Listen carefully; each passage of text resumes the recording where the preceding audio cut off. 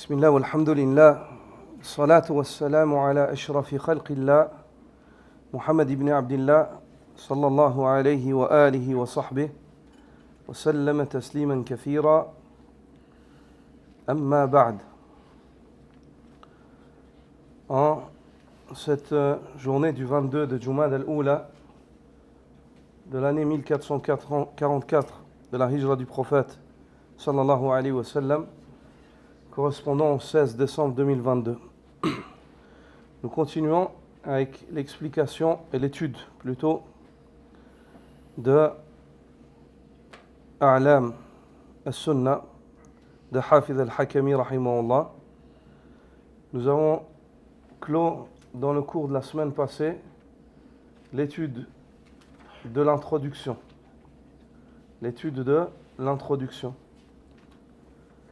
Puis nous allons entamer cette semaine l'étude des questions. Avant d'entamer la lecture des questions et leur étude, j'aimerais évoquer un point par rapport au livre que vous avez entre vos mains, la traduction en fait du livre en langue française. Vous trouvez que le nombre des questions qui ont été énumérées par le traducteur et cette maison d'édition est au nombre de 222.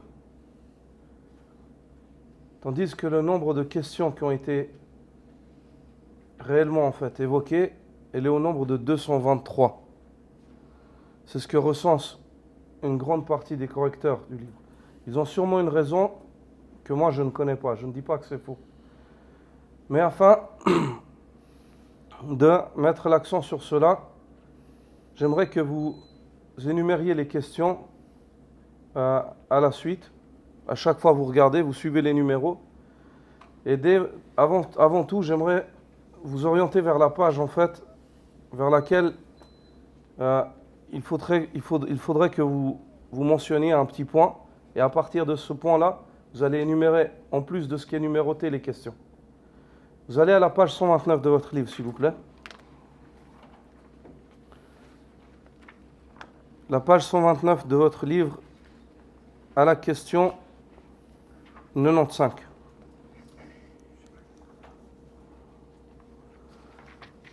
Est-ce que vous avez trouvé cette question-là? Cette question-là, comment? La réponse, mon frère. Ouais, pas de problème. La question 95. Sur la question 95 ici, il dit qui fut le premier messager. Ça, c'est réellement la question 95. Quand a eu lieu la divergence, ça c'est la question 96. Et ils ont joint les deux questions. Alors que ce qu'on trouve dans la manière comme le livre il a été classifié par l'auteur lorsqu'il l'a écrit, c'est que ça c'est une question à part entière. C'est sûr qu'elle suit le thème, mais c'est une question à part entière. Je ne sais pas, je ne connais pas la raison. Et si j'ai un contact avec, si j'arrive à avoir contact avec ses frères, j'aurais bien voulu qu'ils nous apportent profit sur cela. Ils ont sûrement une connaissance que l'on n'a pas. Quant à moi, j'aimerais que, une fois que vous releviez ça, puis à partir de la question 95, la 96, ce sera quand a eu lieu la divergence, et ensuite vous numéroterez à côté, en plus de la numérotation qu'ils ont fait. Chaque fois, vous rajoutez 1. Chaque fois, vous rajoutez 1, plus 1. Au total, on aura 223 questions qui seront traitées. 223 questions qui seront traitées. Bismillah, alhamdulillah, wassalatu wassalamu ala ashrafi khalqillah, Muhammad ibn Abdillah, sallallahu alayhi wa alihi wa sahbihi, wa sallama tasliman kathira, amma ba'd. قال المؤلف رحمه الله سؤال ما أول ما يجب على العباد؟ الجواب أول ما يجب على العباد معرفة الأمر الذي خلقهم الله له وأخذ عليهم الميثاق به وأرسل به رسله إليهم وأنزل به كتبه عليهم ولأجله خلقت الدنيا والآخرة والجنة والنار وبه حق انشقت الحاقة ووقعت الواقعة وفي شأنه تنصب الموازين وتتطاير الصحف وفيه تكون الشقاوة والسعادة وعلى حسبه تقسم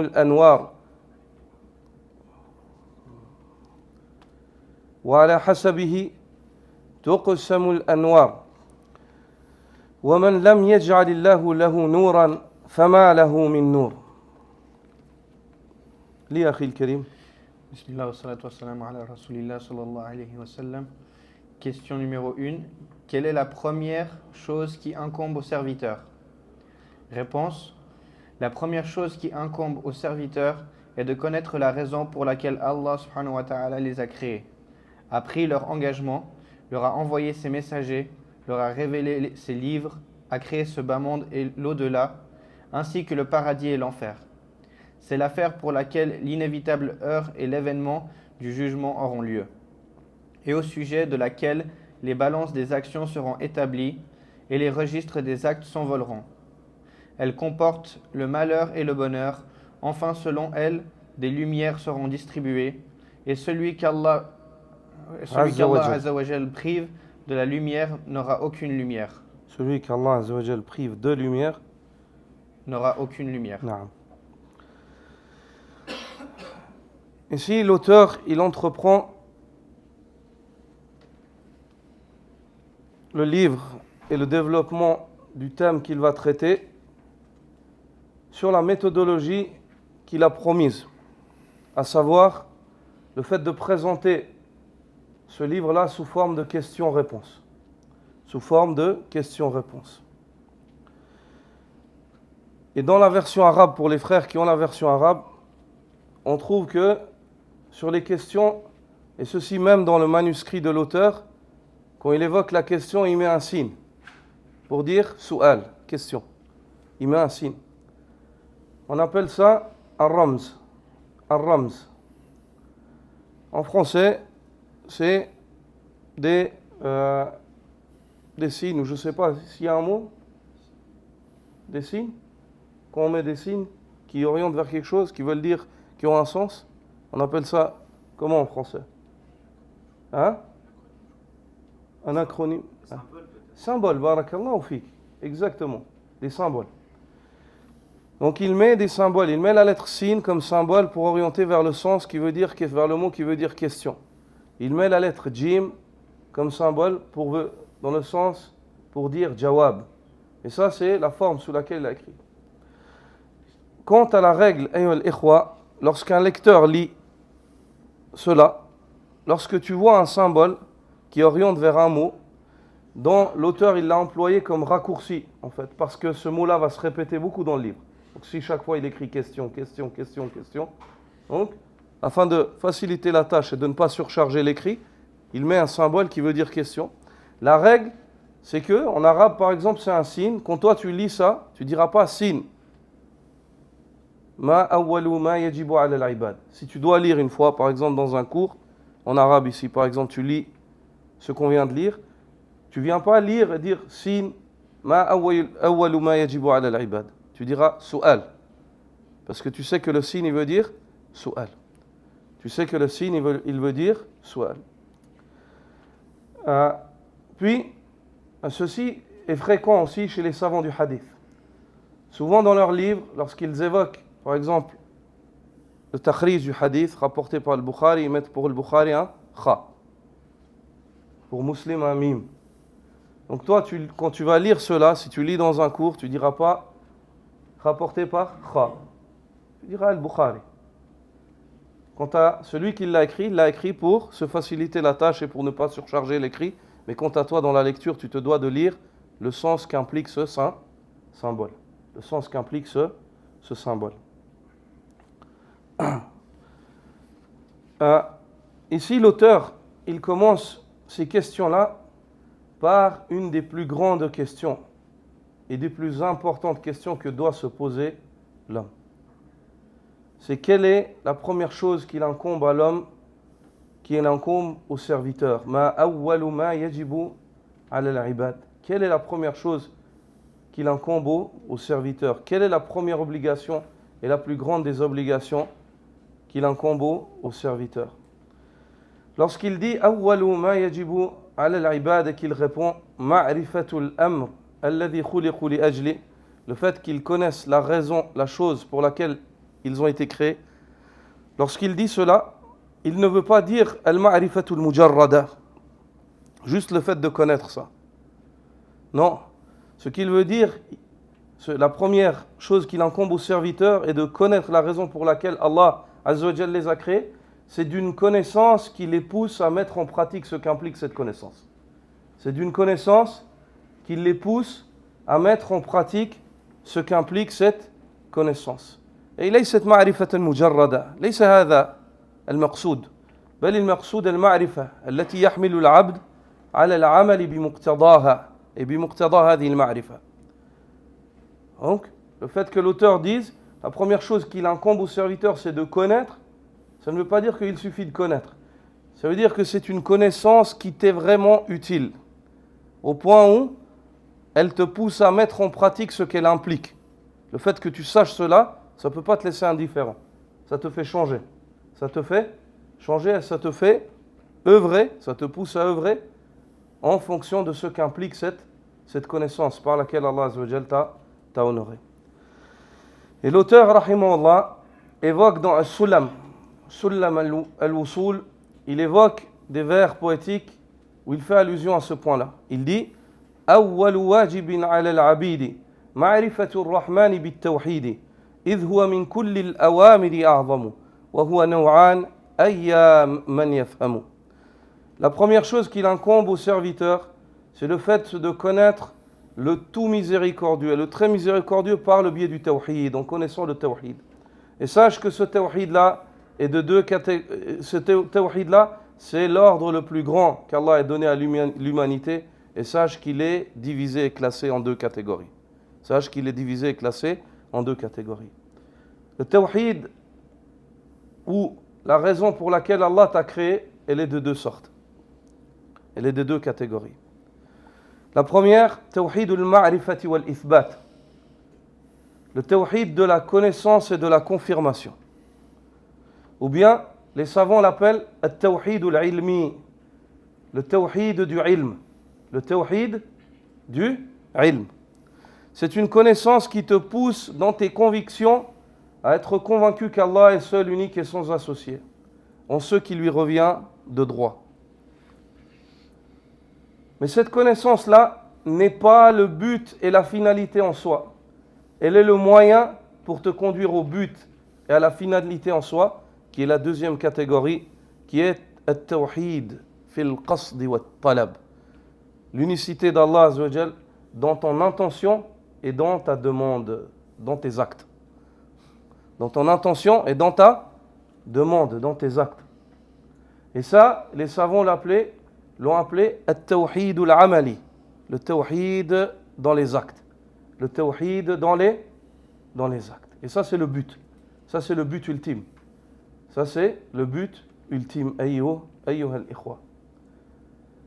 Et vous remarquerez qu'Allah subhanahu wa ta'ala, dans le Coran, lorsqu'il se présente et il enseigne aux hommes qui il est, quel est le but derrière cet enseignement? Pour que la finalité de cela soit le fait de les inviter à l'adorer. De les inviter à l'adorer.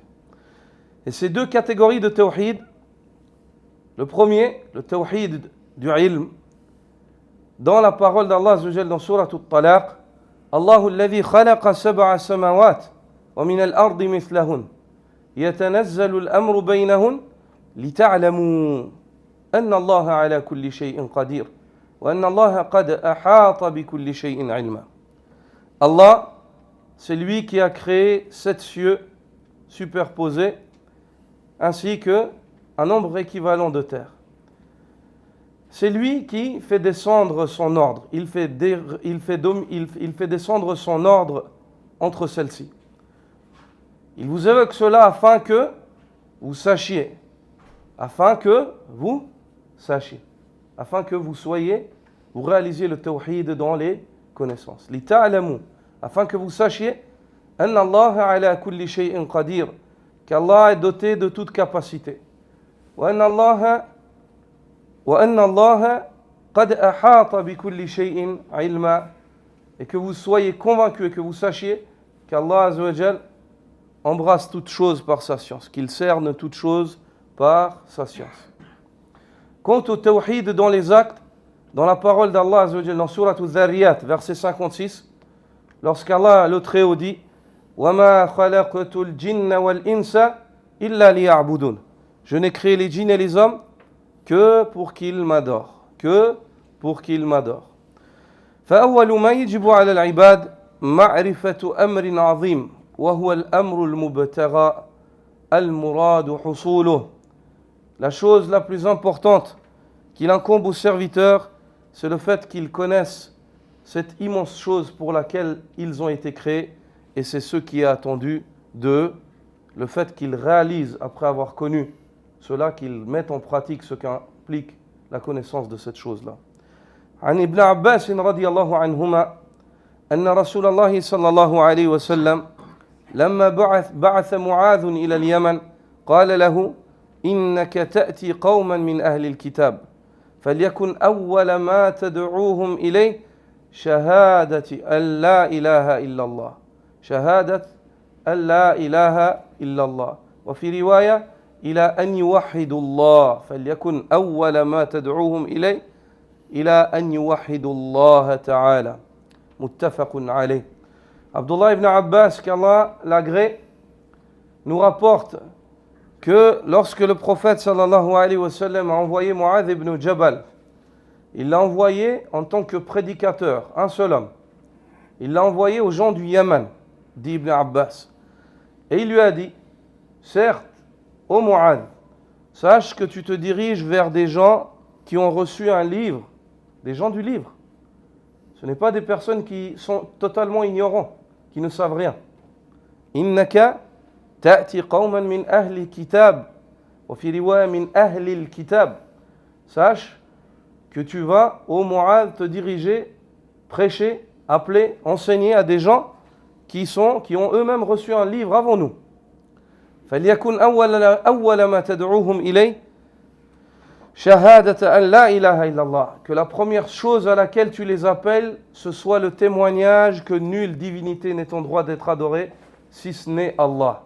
Que nulle divinité n'est en droit d'être adorée si ce n'est Allah. Et dans une autre variante de ce hadith, que la première chose à laquelle tu les appelles, ce soit le fait qu'ils unifient Allah, an yuwahidullah, qu'ils réalisent le tawhid.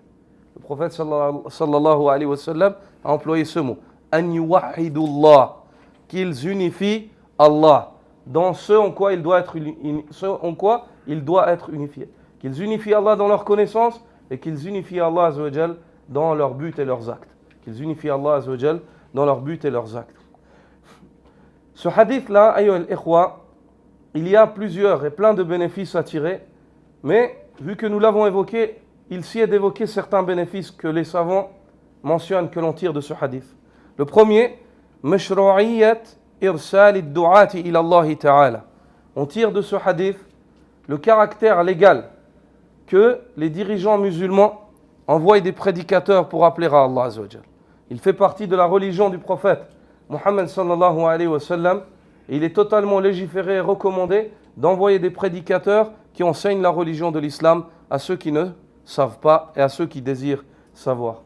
Le deuxième point, أن شهادة أن لا إله إلا الله أول واجب وهي أول ما يدعى إليه الناس. Le deuxième point, c'est le fait que le témoignage La ilaha illallah, c'est la première chose par laquelle on commence la da'wa, et c'est la première chose à laquelle on appelle les gens. Le troisième point, أن معنى شهادة أن لا إله إلا الله توحيد الله بالعبادة وترك عبادة ما سواه. Le sens que l'on tire, le troisième sens que l'on tire, le troisième point ou bénéfice que l'on tire de ce hadith, figure, ou c'est le fait que le sens de la ilaha illallah, il t'a été décrit dans ce hadith. Ce hadith, il t'explique que la ilaha illallah implique le fait d'adorer Allah azza wa jal seul, unique et sans associé, et de ne pas adorer autre que lui. Car une des variantes, le prophète sallallahu alayhi wa sallam dit que la première chose à laquelle tu les appelles soit la ilaha illallah, Puis il dit dans une autre variante que la première chose à laquelle tu les appelles, c'est le fait qu'ils unifient Allah, qu'ils l'adorent seul, unique et sans associé. Le quatrième point que l'on tire de ce hadith, أن الإنسان قد يكون قارئا وهو لا يعرف معنى لا إله إلا الله أو يعرفه ولا يعمل به كحال أهل الكتاب. Le quatrième des points, c'est le fait qu'il se peut que l'homme auquel tu te diriges, toi tu te dis qu'il est un lecteur, il a du savoir, ou il a déjà des connaissances, mais il se peut que cette personne-là ne connaisse pas le réel sens de ce qu'il connaît, ou bien alors il le connaît et il le contredit. Donc, ne néglige pas le fait de prêcher, d'enseigner, même si tu as l'impression que la personne sait déjà ce que tu vas lui enseigner. Car ici, le prophète sallallahu alayhi wa sallam envoie Mu'adh à des gens qui ont reçu le livre. Et les livres que ces gens-là ont reçus, à la base, dans leur essence, ils n'appellent pas à donner des associés à Allah subhanahu wa ta'ala. C'est-à-dire qu'ils connaissaient et eux-mêmes disaient que nulle divinité n'est en droit d'être adorée si ce n'est le Seigneur. Et que le Seigneur, c'est lui qui a créé toutes choses. Donc, malgré cela, Mu'adh a été envoyé à des gens du livre, qu'ils soient juifs ou chrétiens, indépendamment de leurs différences, de leurs convictions différentes ou des égarements dans lesquels ils se sont dirigés pour s'écarter de la religion de leur prophète, malgré cela, Mu'adh a été envoyé pour leur rappeler le tawhid. Que celui d'entre eux qui sait se rappelle, et que celui d'entre eux qui a délaissé le fait d'agir avec cela commence à agir, et que celui d'entre eux qui a mal compris et qui n'a pas compris le sens de la ilaha illallah se rectifie. Le cinquième point que l'on tire de ce hadith, c'est mukhatabatu al-alim, laysat ka mukhatabati al-jahil. لقول النبي صلى الله عليه وسلم وتحذيره إنك تأتي قوم أهل كتاب. Le cinquième point que l'on tire, c'est le fait de porter attention au fait que lorsque tu appelles quelqu'un à Allah Azza wa Jal et que cette personne-là est une personne qui porte du savoir, tu dois d'être beaucoup plus vigilant que lorsque tu appelles une personne qui est totalement ignorante. Le prophète sallallahu alayhi wa sallam a averti Mu'adh lorsqu'il l'a envoyé, il lui a dit « Fais attention, car tu te diriges vers des gens qui ont reçu un livre. Innaka ta'ti qawman min ahli al-kitab. » Donc à ce moment-là, lorsque tu parles à une personne, même si ses actes sont corrompus, mais qui a du savoir, alors prépare-toi bien. Tu te dois de t'armer de savoir avant de te diriger pour discuter ou débattre avec cette personne-là. Le sixième point que l'on tire de ce hadith, c'est التنبيه على أنه ينبغي للإنسان خصوصا الداعية أن يكون على بصيرة من دينه ليتخلص من شبهات المشبهين وذلك بطلب العلم. Le sixième point, c'est l'importance que le prédicateur se prépare bien lorsqu'il se dirige et s'apprête à faire la da'wah. Le prophète sallallahu alayhi wa sallam n'a pas envoyé n'importe quel parmi ses compagnons pour prêcher. Il a choisi et il a envoyé Mu'adh ibn Jabal, celui qui connaît le mieux le halal et le haram dans la communauté du prophète sallallahu alayhi wa sallam. Le septième point, قبول خبر الواحد في أصول الدين, c'est le fait qu'on accepte d'une manière absolue dans nos convictions, on accepte d'une manière absolue la narration d'un seul rapporteur quand il s'agit de choses qui traitent de la religion, de la croyance. On accepte à l'absolu la narration d'un rapporteur unique lorsqu'il vient enseigner la croyance. Donc on tire de ce hadith-là que le prophète sallallahu alayhi wa sallam a envoyé qui? Mu'adh ibn Jabal. Il a envoyé Mu'adh ibn Jabal qui était un seul homme pour enseigner à toute une nation. Certaines personnes viennent et disent nous ne pouvons pas accepter le hadith qui a été narré par une seule personne dans la croyance. Ils disent dans la croyance, on n'accepte pas le hadith dans lequel, dans un moment ou un autre dans la chaîne, il y a un seul rapporteur. Et ça, c'est une croyance qui est erronée. Ce n'est pas la croyance des gens de la sunna. Car on comprend, on voit que Mu'adh ibn Jabal a été envoyé, et il était seul. Il a été envoyé pour leur enseigner quoi? La ilaha illallah. La ilaha illallah. Le huitième point, et c'est le dernier que nous allons évoquer autour des bénéfices de ce hadith-là, c'est l'importance d'avoir connaissance de la situation, de l'état, de la conviction ou la croyance de ceux vers qui tu te diriges pour prêcher. Ceux que tu veux appeler à Allah, il est primordial que tu aies connaissance. Quelles sont leurs convictions? Qu'est-ce qu'ils savent? Qu'est-ce qu'ils ne savent pas? Afin que tu saches ce par quoi les appeler et ce à quoi les appeler. Serviteurs d'Allah, l'auteur ici décrit son livre avec plusieurs caractéristiques. Il décrit son livre avec plusieurs caractéristiques. Il décrit son livre avec plusieurs caractéristiques. Astaghfirullah. L'auteur ici, au serviteur d'Allah, développe la question qu'il va traiter ainsi que son importance sous plusieurs points. Il développe la question qu'il va traiter ainsi que son importance sous plusieurs points. Et il évoque 11 points afin de témoigner de l'importance de cette première question. Il évoque dans ce qu'il dit 11 points afin de témoigner de l'importance de cette première question. Ces points-là sont les suivants. Le premier des points, lorsqu'il dit la première chose qu'il incombe aux serviteurs est de connaître la raison pour laquelle Allah les a créés. La raison pour laquelle Allah les a créés.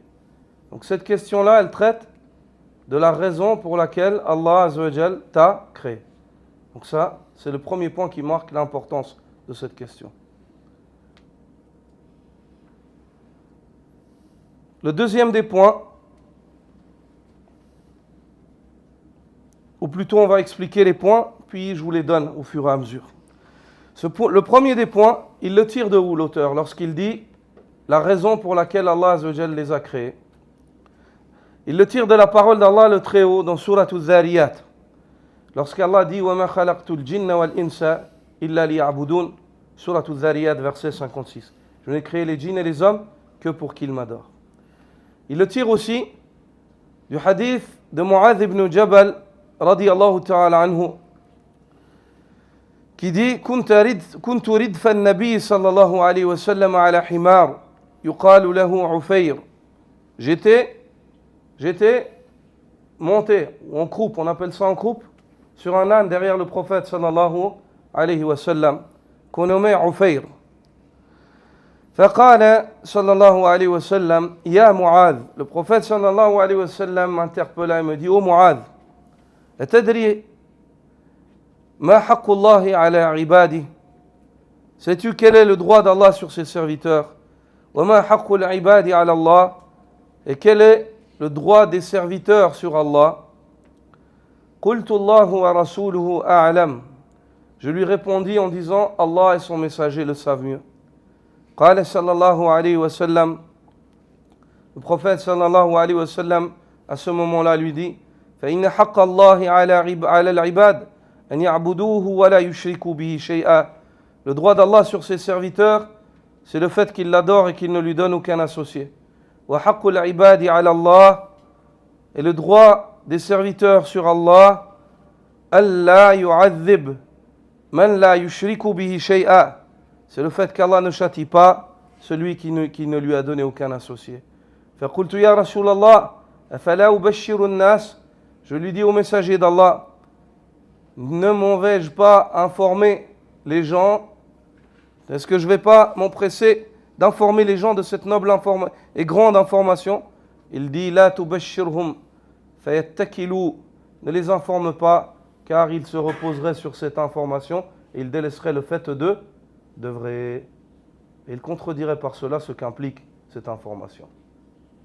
Car le droit d'Allah, c'est le fait qu'il soit adoré, et pas qu'on prétende. Et pas qu'on prétende. C'est qu'on l'adore et qu'on ne lui donne aucun associé. Le deuxième point que l'auteur évoque et par lequel il note l'importance de cette première question, lorsqu'il dit وَأَخَذَ عَلَيْهِمُ الْمِيثَاقَ بِهِ. Allah Azza wa Jal, c'est de connaître la chose pour laquelle Allah les a créés et a pris leur engagement. Jusque-là. Cette question-là, elle traite de l'engagement qu'Allah a pris. Al-Mithaq, c'est Al-Ahd, c'est la promesse. C'est la promesse. C'est un engagement auquel tu t'engages sur une promesse que tu as faite. Et ce Mithaq-là, même si l'auteur va le développer plus tard dans le livre, l'auteur, il le tire de la parole d'Allah dans Surat Al-A'raf. Lorsqu'Allah le Très-Haut dit: وَإِذْ أَخَذَ رَبُّكَ مِنْ بَنِي آدَمَ مِنْ ظُهُورِهِمْ ذُرِّيَّتَهُمْ وأشهدهم على أنفسهم ألست بربكم قالوا بلى شهدنا أن تقولوا يوم القيامة إنا كنا عن هذا غافلين. Le verset 172 de Surat Al-A'raf. Lorsque, dans le sens de la parole d'Allah, Allah Azza wa Jal dit, et quand ton Seigneur tira une descendance des reins des fils d'Adam et les fit témoigner contre eux-mêmes, ne suis-je pas votre Seigneur? Ils répondirent, mais si, nous en témoignons. Nous en témoignons. Afin que vous ne disiez point le jour de la résurrection, vraiment, nous n'y avons pas fait attention.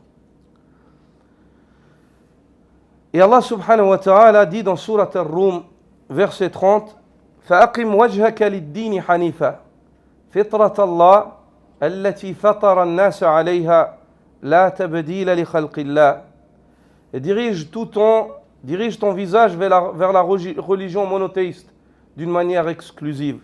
Ceci est la nature saine sur laquelle Allah Azza wa Jalla a créé les hommes. Il n'y a pas d'altération à la nature sur laquelle Allah les a créés. Allah ne crée pas de polythéiste au départ. Allah ne crée aucun polythéiste au départ. Et cela, nous l'avons souvent évoqué. Qu'est-ce qui explique ce verset-là?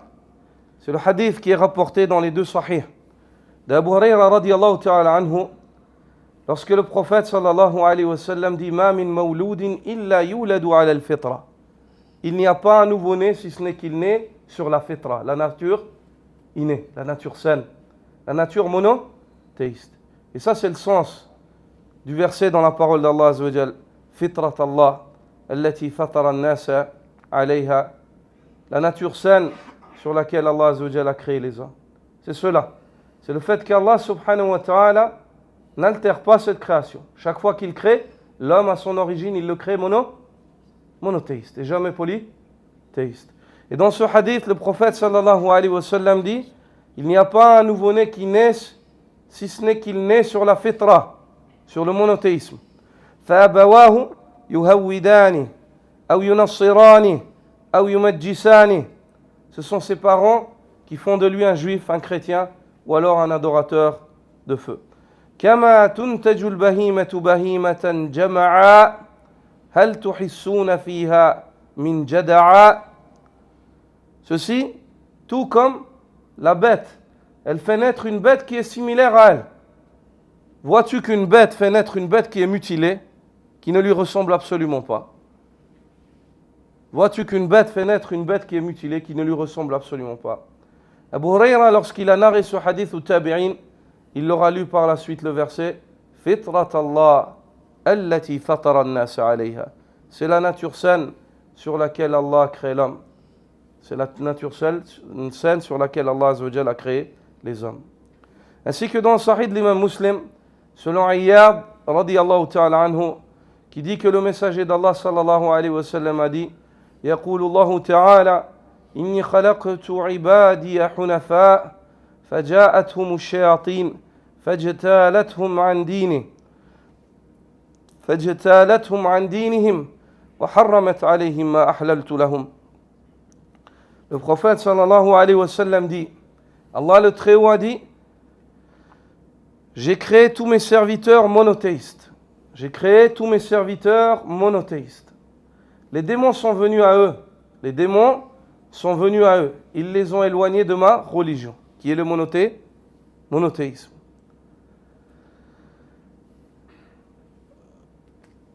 L'auteur, lorsqu'il dit, et il parle de cet engagement-là, c'est l'engagement des âmes, qu'Allah a pris des âmes avant qu'elles ne viennent dans ce dunya-là. Et certains parmi Ahlul Ilm disent, cet engagement-là aurait suffi pour que s'établissent les balances et pour que les gens se divisent entre habitants du paradis et de l'enfer. Car l'homme, dans sa nature saine, il ressent que Allah, son créateur, il est seul, unique et sans associé. Et un homme qui se prosterne à des statues ou qui adore autre qu'Allah, il ressent que son culte, il ne mène à rien. Il sent... Comment est-ce qu'il ressent cela? Par le peu de nature saine qu'il y a chez lui. Par le peu de nature saine qu'il y a chez lui. Et s'il réfléchit un peu, un tant soit peu, il se prosterne à une statue, à une chose qui est créée, qui a besoin elle-même de défense, qui peut être dérobé, cassé, brisé. Il délaisse le fait de demander à Allah Azza wa Jalla, le seul, unique et sans associé. L'auteur a évoqué ce point-là qui met en valeur l'importance de cette question. La première chose qu'il incombe au serviteur. Il a évoqué ce point-là aussi dans Sulam al-Wusul, lorsqu'il dit أخرج فيما قد مضى من ظهر آدم ذريته كالذر وأخذ العهد عليهم أن لا رب معبود بحق غيره وبعد هذا رسله قد أرسل لهم وبالحق الكتاب أنزل لكي بذا العهد يذكروهم وينذروهم ويبشروهم كي لا يكون حجة للناس بل لله أعلى حجة عز وجل فمن يصدقهم بلا شقاق فقد وفى بذلك الميثاق فذاك ناج من عذاب النار وذلك الوارث عقب الدار ومن بهم وبالكتاب كذب ولازم الإعراض عنه والإباء فذاك ناقض كلا العهدين مستوجب للخزي في الدارين. Il dit rahimahullah, Allah subhanahu wa ta'ala a fait sortir des entrailles de Adam sa descendance et il a pris de eux la promesse qu'ils se doivent de respecter le fait qu'il n'y ait pas de Seigneur qui mérite d'être adoré si ce n'est lui, seul, unique et sans associé. Et après cela, en plus de cela, il leur a envoyé ses messagers, qu'il les appelait par la vérité et le livre, afin de leur évoquer cette promesse qu'Allah a pris d'eux, afin de leur rappeler le tawhid, afin de les avertir et de leur annoncer la bonne nouvelle, d'avertir ceux qui contredisent le tawhid et d'annoncer la bonne nouvelle à ceux qui s'y accrochent.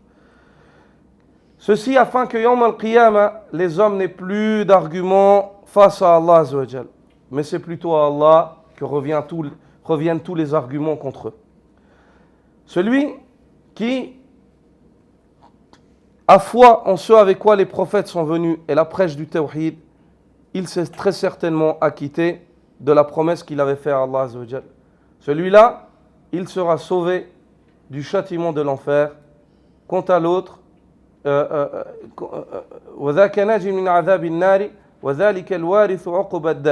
celui-là sera sauvé par le biais du tawhid du châtiment de l'enfer, c'est-à-dire avec cela il veut dire qu'il se peut que des personnes passent parmi les monothéistes en enfer avant d'entrer au paradis.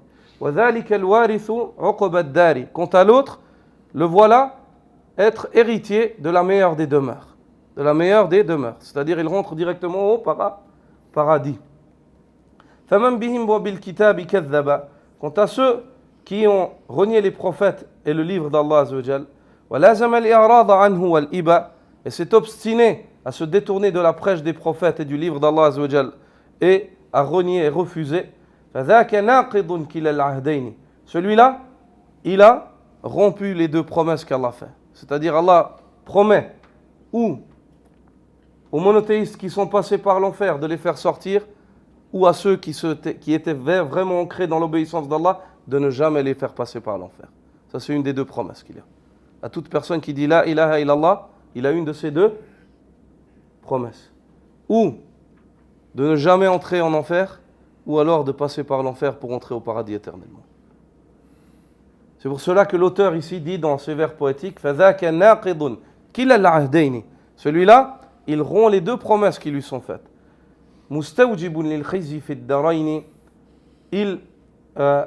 Il s'impose, il impose à sa personne le fait d'être couvert d'humilité dans les deux demeures, dans le dunya et dans l'au-delà pour l'éternité. Le troisième point par lequel l'auteur met en évidence l'importance de cette question, c'est lorsqu'il dit « Il leur a envoyé ses messagers ».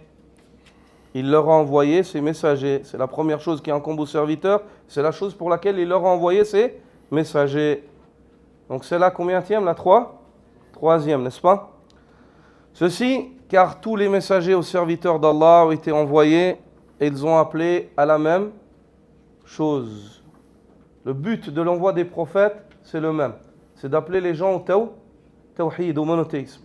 Allah le Très-Haut dit dans Surat Al-Anbiya, وما أرسلنا من قبلك من رسول إلا نوحي إليه أنه لا إله إلا أنا فاعبدون. Le verset 25 de Surat Al-Anbiya. Nous n'avons pas envoyé avant toi de messager, si ce n'est que nous lui révélâmes, il n'y a de divinité en droit d'être adoré si ce n'est moi, adorez-moi donc. Ce verset-là, certaines personnes peuvent peut-être dire, oui, mais ça c'est l'ordre qu'Allah donne au prophète, de l'adorer lui. Quant à la parole d'Allah subhanahu wa ta'ala, elle est d'autant plus explicite quant à ce principe, qui est le fait que les prophètes ont tous appelé à la ilaha illallah. La parole d'Allah azza wa jalla, wa laqad ba'athna fi kulli ummatin rasula an i'budu Allah wajtanibu at-taghut. Nous avons envoyé à chaque nation une communauté, à chaque nation un prophète, qui les appelait en leur disant adorez Allah et éloignez-vous du taghut, de toute source de culte autre qu'Allah subhanahu wa ta'ala. Adorez Allah et éloignez-vous du taghut. Ce verset-là, il est explicite quant au fait que tous les prophètes ont été envoyés avec la même prêche. Tous les prophètes. Ce verset-là, il te dit وَلَقَدْ بَعَثْنَا فِي كُلِّ أُمَّةٍ رَسُولًا. Nous avons envoyé à chaque nation un messager qui les appelait. À quoi est-ce qu'il les appelait? اعبدوا الله واجتنبوا الطاغوت. Adorez Allah et éloignez-vous du taghut. Donc ceci, c'est la ilaha illallah. Adorez Allah, éloignez-vous du taghut. Adorez Allah, éloignez-vous du taghut. Adorez Allah, la confirmation. Éloignez-vous du taghut, la négation. La ilaha illallah. Le fait d'adorer Allah et de ne pas adorer autre que lui. Aussi, Abu Huraira radiyallahu ta'ala anhu rapporte que le prophète sallallahu alayhi wa sallam a dit Ana awla an-nasi bi Isa ibn Maryam fi ad-dunya wal akhirah. Je suis celui des hommes qui a le plus de droits sur Jésus, fils de Marie, dans ce bas monde et dans l'au-delà. Wal anbiya'u ikhwatun li'allat. Et les prophètes sont comme l'exemple de frères qui viennent du même père. De frères qui viennent du même père. Ummahatuhum shatta wa dinuhum wahid. Leurs mères sont différentes et leur religion est une. Leurs mères sont différentes et leur religion est une. Ce hadith-là, ce qu'il veut dire, c'est que le prophète sallallahu alayhi wa sallam t'enseigne que les prophètes ont tous été envoyés par le même Seigneur, Allah le Très-Haut. Allah le Très-Haut. Et leurs mères sont différentes, leurs législations, leurs règles sont différentes. Et leur religion est une. Ça veut dire que leur religion, c'est le monothéisme. C'est le tawhid. La croyance en Allah, c'est la même chez tous les prophètes. Le quatrième point par lequel l'auteur met en évidence l'importance de cette question, il dit il leur a révélé ses livres au sujet de cette question-là, cette question d'une importance capitale.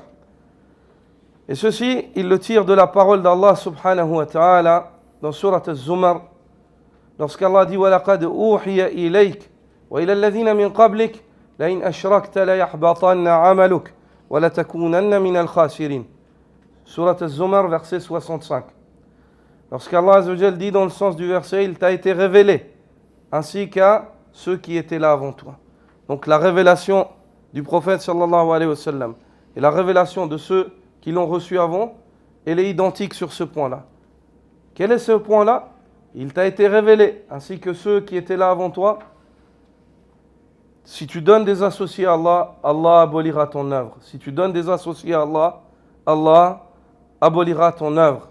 Allah le Très-Haut dit dans Surat Ash-Shura, verset 13, شرع لكم من الدين ما وصى به نوحا والذي أوحينا إليك وما وصينا به إبراهيم وموسى وعيسى أن أقيموا الدين ولا تتفرقوا فيه. Allah t'a légiféré, il vous a légiféré en matière de religion ce par quoi ou ceux qu'il a recommandé à Nuh et ceux qu'il a révélé aussi et ceux qu'il a recommandé à Nuh et ceux qu'il a révélé à Ibrahim, à Moussa, à Isa.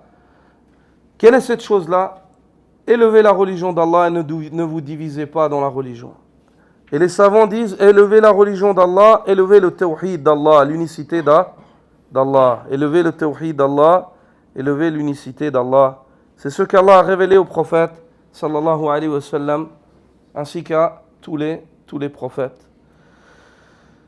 Le cinquième point, ayyuha al-ikhwa, lorsqu'il dit, et c'est pour cela, وَلِأَجْلِهِ خُلِقَتِ الدُّنْيَا وَالْآخِرَةِ وَالْجَنَّةُ وَالنَّارُ. Donc ça c'est le point 5 et le point 6. Le point 5, c'est pour cela qu'Allah a créé le bas monde, ce bas monde et l'au-delà. Le point 6, c'est pour cela qu'Allah a créé le paradis et l'enfer. Ceci conformément à la parole d'Allah Azza wa Jal dans Surat Sad, verset 27. Lorsqu'Allah dit وَمَا خَلَقْنَا السَّمَاءَ وَالْأَرْضَ وَمَا بَيْنَهُمَا بَاطِلًا ذَلِكَ ظَنُّ الَّذِينَ كَفَرُوا فَوَيْلٌ لِلَّذِينَ كَفَرُوا مِنَ النَّارِ. Nous n'avons pas créé les cieux et la terre, ainsi que ce qu'il y a entre elles, vainement. Ceci est très certainement l'idée de ceux qui mécroient. Ils se font à l'idée qu'Allah a créé vainement cela. Il n'y a pas d'utilité. Pourquoi est-ce qu'il nous aurait créé? Il aurait créé tout cela. Malheur donc à ceux qui mécroient. Malheur donc à ceux qui mécroient pour un enfer vers lequel ils sont destinés. Le septième point, lorsqu'il dit وَبِهِ حَقَّتِ الْحَاقَّةُ وَوَقَعَتِ الْوَاقِعَةُ. الْحَاقَّةُ وَالْوَاقِعَةُ اسْمَانِ لِيَوْمِ الْقِيَامَةِ. Il dit, et c'est l'affaire pour laquelle l'inévitable, al-haqqa, l'inévitable heure et l'événement al-waqi'a du jugement auront lieu. Ça c'est le septième point. Ces deux noms-là, al-haqqa et al-waqi'a, c'est deux noms qui désignent Yawm al-Qiyamah. Et vous savez que Yawm al-Qiyamah, elle possède plusieurs appellations. Et lorsque une seule et même chose, elle s'appelle de manière différente, ceci est un témoignage de son importance. Comme la Mecque, Makkah, comme le Coran a plusieurs noms, comme le prophète sallallahu alayhi wa sallam a plusieurs noms, comme l'enfer a plusieurs noms, comme le paradis a plusieurs noms, comme Al-Fatiha a plusieurs noms. Et lorsqu'on dit qu'elle s'appelle Al-Haqqa, سمي ذلك اليوم الحاقة لكونه واجب الوقوع لازم الحدوث. L'événement lorsqu'on dit qu'elle s'appelle Al-Haqqa, l'inévitable heure, c'est parce que c'est pas possible, personne ne peut l'éviter, personne ne pourra la repousser. Quand Allah la décrétera, il n'y a plus de solution, il n'y a plus d'issue. Tu peux ni déplacer, ni repousser, ni éviter. Tout le monde sera contraint à cela. Et lorsqu'on dit qu'elle s'appelle Al-Waqi'a, l'événement, elle s'appelle ainsi لأنه متحقق الوصول, l'événement. Ça veut dire qu'elle va absolument se passer. Elle va absolument se passer. متحقق الوصول. Il n'y a pas de doute sur cela. Le huitième point, dans la parole de l'auteur, et au sujet duquel, lorsqu'il dit وَفِي شَأْنِهِ تُنصَبُ الْمَوَازِينَ أي توضع, et au sujet de laquelle les balances des actions seront établies et les registres, les balances des actions seront établies. Jusque là, ça c'est le huitième point. Ceci, il le tire de la parole d'Allah subhanahu wa ta'ala dans Surat Al-A'raf, versets 8 et 9. Lorsqu'Allah le Très-Haut dit فَلَنَسْأَلَنَّ الَّذِينَ أُرْسِلَ إِلَيْهِمْ وَلَنَسْأَلَنَّ الْمُرْسَلِينَ وَلَنَقُصَّنَّ عَلَيْهِمْ بِعِلْمٍ وَمَا كُنَّا غَائِبِينَ الْوَزْنُ يَوْمَئِذٍ الْحَقُّ فَمَنْ ثَقُلَتْ مَوَازِينُهُ فَأُولَئِكَ هُمُ الْمُفْلِحُونَ وَمَنْ خَفَّتْ مَوَازِينُهُ فَأُولَئِكَ الَّذِينَ خَسِرُوا أنفسهم بما كانوا بآياتنا يظلمون. dans le sens des versets, nous interrogerons ceux vers qui ils furent envoyés des messagers et nous interrogerons aussi les envoyés. Nous interrogerons ceux vers qui furent envoyés des messagers et nous interrogerons les messagers. Allah va questionner Yawm al-Qiyamah les peuples, les nations ainsi que leurs prophètes. Nous leur raconterons en toute connaissance ce qu'ils faisaient, car nous n'étions pas absents. Et la pesée ce jour-là sera équitable. La pesée ce jour-là sera équitable, la pesée des actions. Donc celui dont les bonnes actions pèseront lourd, voilà ceux qui réussiront. Et quant à celui dont les bonnes actions pèseront léger, voilà ceux qui auront causé la perte de leur âme, parce qu'ils étaient injustes envers nos versets. Ils reniaient les versets d'Allah subhanahu wa ta'ala. Donc on voit que les balances ici, elles sont établies sur quoi? Sur ce avec quoi les prophètes sont venus. Et ce avec quoi les prophètes sont venus, c'est le fait d'appeler les gens à la chose pour laquelle ils ont été créés, le tawhid. Le 9e point, il dit, et les registres des actes s'envoleront. Ça c'est le 9e point. وَتَتَطَايَرُ الصُّحُفُ et تنتشر يعني صحف الأعمال. Les registres des actes, des œuvres, ils s'envolent, ils sont déployés. Allah subhanahu wa ta'ala évoque dans Suratul Kahf, verset 49, وَوُضِعَ الْكِتَابِ فَتَرَى الْمُجْرِمِينَ مُشْفِقِينَ مِمَّا فِيهِ. Tu verras à ce moment-là le livre être établi, le registre de tout un chacun il sera établi. Et tu verras les criminels, mushfiqina mimma fi. Et les criminels, Ibn Kathir dit, c'est qui? La tête du crime. Toutes personnes qui ont donné des associés à Allah, qui ont commis la plus grande des injustices.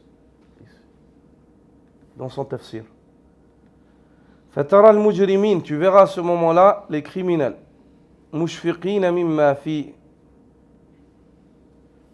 Tu les verras être désemparés, inquiets de ce qu'ils trouvent dans ce registre-là. وَيَقُولُونَ يَا وَيْلَنَا مَا لِهَذَا الْكِتَابِ لَا يُغَادِرُ صَغِيرَةً وَلَا كَبِيرَةً إِلَّا أَحْصَاهَا. Ils diront, malheur à nous, qu'a donc ce livre? Il n'a pas laissé la moindre des choses, qu'elle soit petite ou grande, si ce n'est qu'elle est relevée dedans.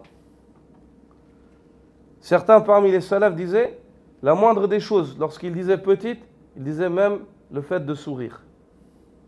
Même la chose la plus petite, où l'homme il fait une mimique avec sa bouche pour une chose, pour se moquer de quelqu'un par exemple. Même ça c'est relevé. Même ça c'est relevé. Subhanallah. Même ça c'est relevé. Qu'Allah Azza wa Jal nous en préserve. Si seulement les hommes se rappelaient qu'Allah les voit et les entend. Si seulement on se rappelait qu'Allah nous voit et nous entend. Le 10e point, lorsqu'il dit cette chose-là, cette question-là, elle comporte le malheur et le bonheur. Le malheur et le bonheur de l'homme. Cette question-là, la question de le fait de comprendre ce pourquoi tu as été créé, d'une compréhension qui te pousse à mettre en pratique, c'est sur cela que va se jouer ton malheur ou ton bonheur. Ceci, conformément à la parole d'Allah Azza wa Jal, man amila saliha min dhakarin aw untha wa huwa mu'min falanuhyiyannahu hayatan tayyibah wa lanajziyannahum ajrahum bi ahsani ma kanu ya'malun. Dans Sourate An-Nahl, verset 97. Celui qui œuvre par des œuvres pieuses, que ce soit un homme et une femme, il fait cela tout en étant croyant. Nous lui promettons de lui faire vivre une bonne vie et de le rétribuer conformément au meilleur de leurs œuvres. Conformément au meilleur de leurs œuvres. Donc on voit que le salut de l'homme, il est relié à ça, à sa foi, et au fait de mettre en pratique ce qu'implique sa foi par des œuvres pieuses. Le 11e point Et le dernier point ou par lequel l'auteur met en évidence l'importance de cette question, il dit enfin, selon elle, وعلى حسبه تقسم الأنوار أي في الدنيا والآخرة. Enfin, c'est selon cette question-là, sa bonne compréhension et sa bonne réalisation, que les lumières seront distribuées. Les lumières seront distribuées, ici-bas et dans l'au-delà. Ici-bas, la lumière, c'est une lumière qui est physique ou abstraite? Abstraite. C'est la lumière du cœur. Mais elle est aussi physique, subhanallah, sur les visages des croyants. Naam. Sur les visages des croyants.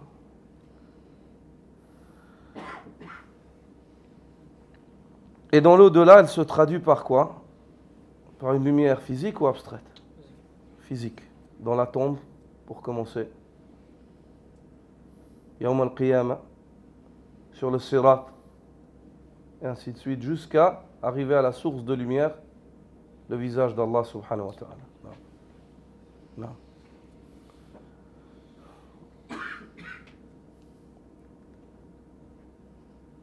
Et cette lumière-là, elle est de deux catégories. Dans le dunya, Allah l'évoque dans Suratul An'am, verset 122. Lorsqu'il dit أَوَمَنْ كَانَ مَيْتًا فَأَحْيَيْنَاهُ وَجَعَلْنَا لَهُ نُورًا يَمْشِي بِهِ فِي النَّاسِ. Est-ce que celui qui était mort en matière de foi et à qui nous avons redonné la vie par le biais du tawhid et du iman,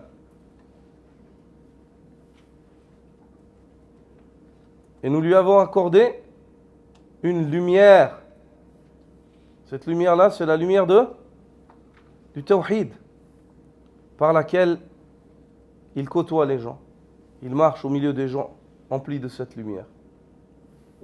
C'est la lumière dans le dunya, la lumière du cœur et la lumière du visage. Dans l'au-delà, Allah Azza wa Jalla l'évoque dans Surat At-Tahrim, verset 8. Surat At-Tahrim, verset 8. Lorsqu'il dit يَوْمَ لَا يُخْزِي اللَّهُ النَّبِيَّ وَالَّذِينَ آمَنُوا مَعَهُ. Ce jour-là, où Allah n'humiliera pas son prophète ainsi que ceux qui ont eu la foi. Nuruhum yas'a bayna aydihim wa biaymanihim. Tu verras leur lumière s'étendre de toutes parts autour d'eux. Yaquluna rabbana atmim lana nurana. Ils diront, notre Seigneur, complète notre lumière. Waghfir lana, pardonne-nous. Innaka ala kulli shay'in qadir. Tu es certes omnipotent. Aussi, Allah subhanahu wa ta'ala évoque dans le verset 257 de Surat al-Baqarah, il dit Allahu waliyul ladhina amanu yukhrijuhum min adh-dhulumat ila an-nur.